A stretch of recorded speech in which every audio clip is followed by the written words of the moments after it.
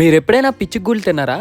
పిచ్చిగూళ్ళు తినడం ఏంటి అని అనుకుంటున్నారా? Hello food lovers, welcome to cooking world. Recent గా నేను అమలాపురం నుండి నగరం అనే విలేజ్ కి వెళ్ళా. ఆ విలేజ్ లో మొత్తం చాలా వెరైటీ ఫుడ్స్ అయితే తయారు చేస్తున్నారు. అందులో నాకు ఈ వెరైటీ ఫుడ్ అయితే చాలా బాగా నచ్చింది. అసలు దీన్ని ఎలా తయారు చేస్తారు అండ్ తయారు చేసిన తర్వాత అసలు ఇది టేస్ట్ ఎలా ఉంటుందో చూద్దామని ఒక షాప్ దగ్గర అయితే ఆగాను. ఇది తయారు చేసే విధానం కూడా చాలా డిఫరెంట్ గా ఉంది. ఫస్ట్ అయితే ఒక స్టిక్ లా ఉందన్నమాట. దానికి ఒక పెద్ద గ్లాస్ లా ఉంది. అందులో పిండి వేసి దాని కింద నుండి సన్న పూసలాగైతే వస్తుంది. అది కడాయి మీద ఆయిల్ పెట్టి ఆయిల్ బాగా మరిగాక ఈ విధంగా చుట్టూ అయితే తిప్పుతున్నారు. అసలు ఈ పిండి ఎలా తయారు చేస్తారని అడిగితే వీళ్ళు ఎర్లీ మార్నింగ్ అయితే చేస్తారంట ఈ పిండి.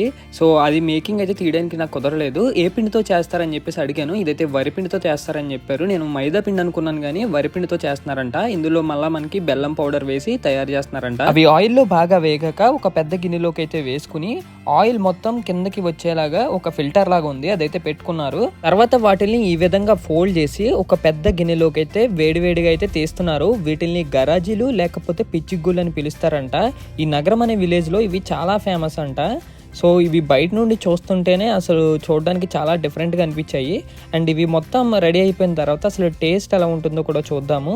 ఇక్కడైతే 3 కడాయిల్లో అప్పుడే వేడివేడిగా చాలా గరాజీలు అయితే తయారు చేస్తున్నారు. ఇక్కడ ఒక్క గరాజీ 10 రూపాయలంట.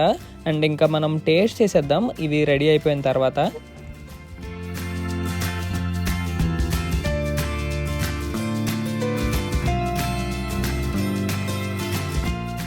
వేడివేడిగా పిచ్చిగుళ్ళు అయితే రెడీ అయిపోయాయి. అదే గరాజీలు అయితే తయారైపోయాయి. అసలు ఒక పీస్ తీసుకుని టేస్ట్ చేద్దాం. ఒక పీస్ అయితే తీసుకుని టేస్ట్ చేసా. చాలా స్వీట్గా అండ్ చాలా క్రిస్పీగా ఉంది. నాకైతే ఈ స్వీట్ చాలా బాగా నచ్చింది. మీలో ఎంతమందికి గరాజీలు అంటే ఇష్టమో కామెంట్ చేయండి. వీడియో నచ్చితే లైక్ చేసి షేర్ చేసి సబ్స్క్రైబ్ చేయండి. ఇంకా నెక్స్ట్ వీడియోలో మళ్ళీ కలుద్దాం. బాయ్.